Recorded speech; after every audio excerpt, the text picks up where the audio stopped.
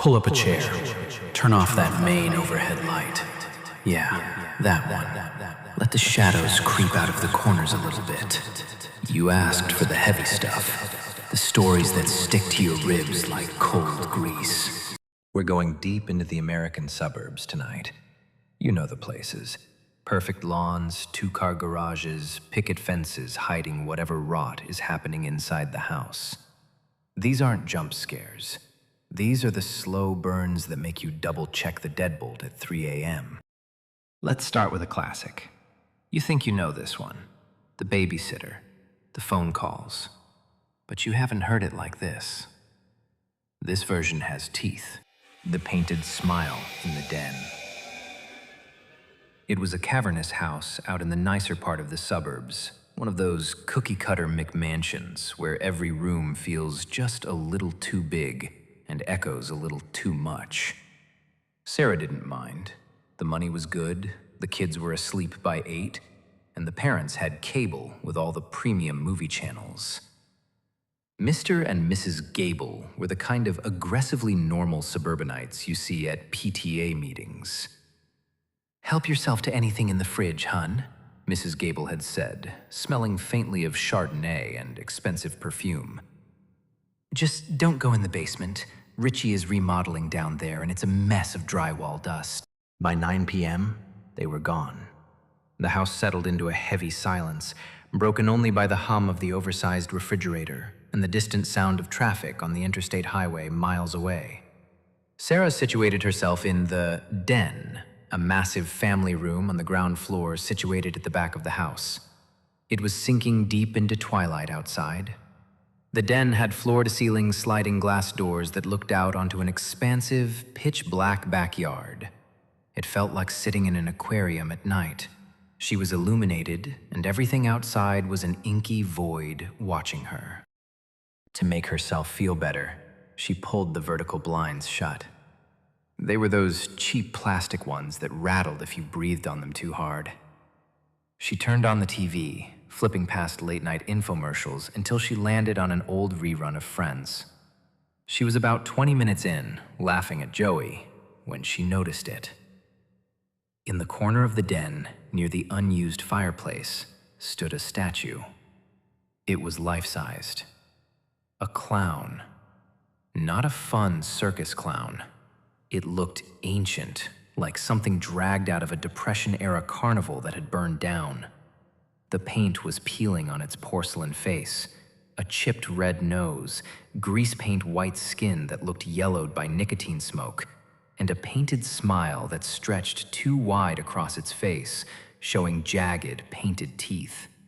It was wearing a baggy, polka-dotted suit that smelled faintly of mildew and oversized floppy shoes. It was slumped slightly, its head tilted at an unnatural angle, staring directly at the couch where Sarah sat. "Rich people buy the weirdest crap," Sarah muttered to herself. She tried to focus on the TV, but her eyes kept drifting back to the corner.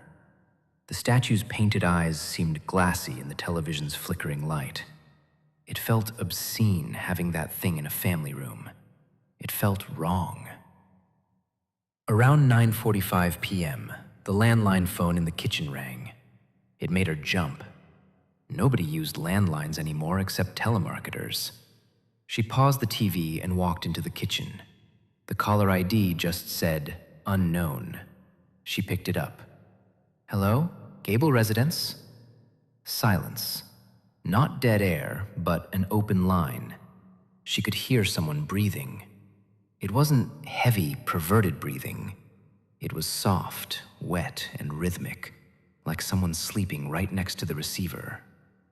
"Hello? Is anyone there?" Sarah asked, her voice tightening. Click. They hung up.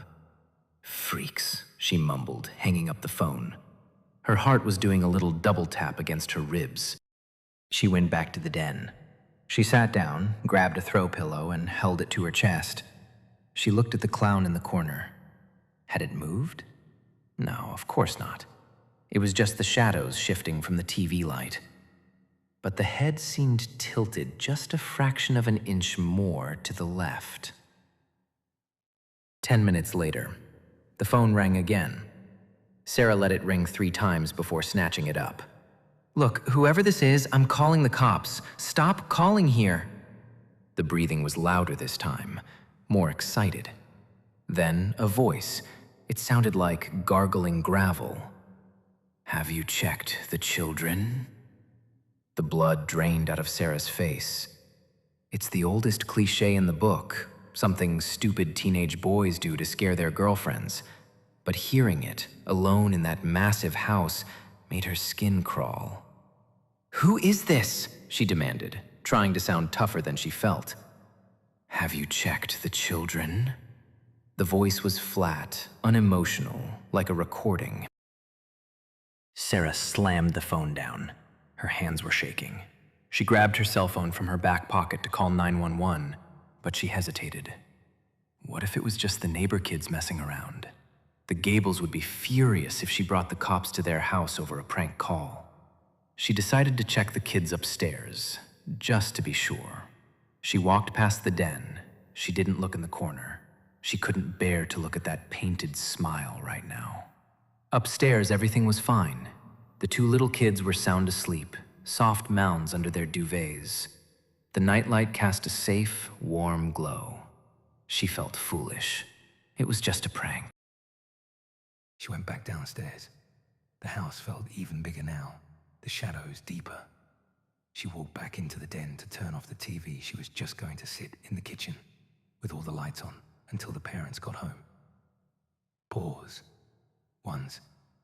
As she reached for the remote, she froze. Pause. Two's the clown statue. Pause. Once. It was now facing the sliding glass doors. Its back was to her. It had moved a solid 3 feet. Pause. Two's. A sound tore out of Sarah's throat, a high, thin whimper. It wasn't a statue. Oh, God. It had been in the room with her for 2 hours, sitting there, watching her watch TV, breathing that wet, quiet breath.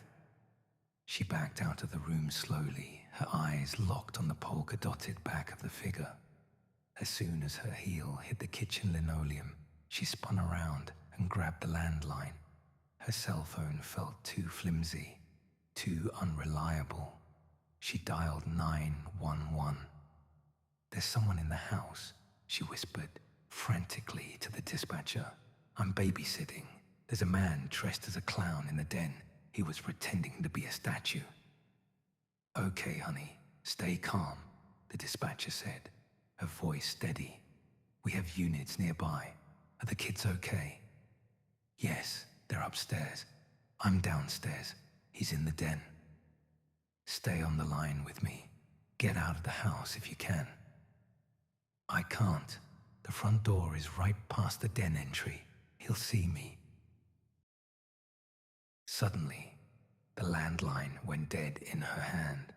A dial tone. Then she heard it from the den. A soft, wet giggle. Then the sound of oversized floppy shoes slapping against the hardwood floor. Slap, slap, slap, coming toward the kitchen. Sarah bolted. She ran toward the basement door, remembering what Mrs. Gable had said. Don't go in the basement. She didn't care.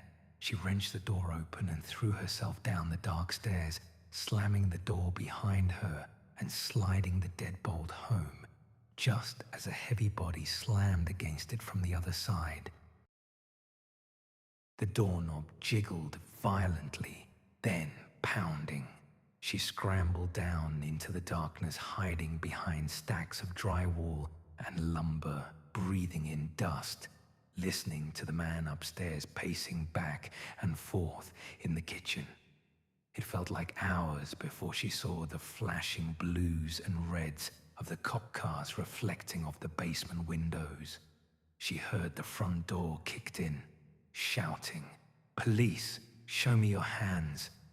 She didn't come out until a female officer opened the basement door and announced it was safe.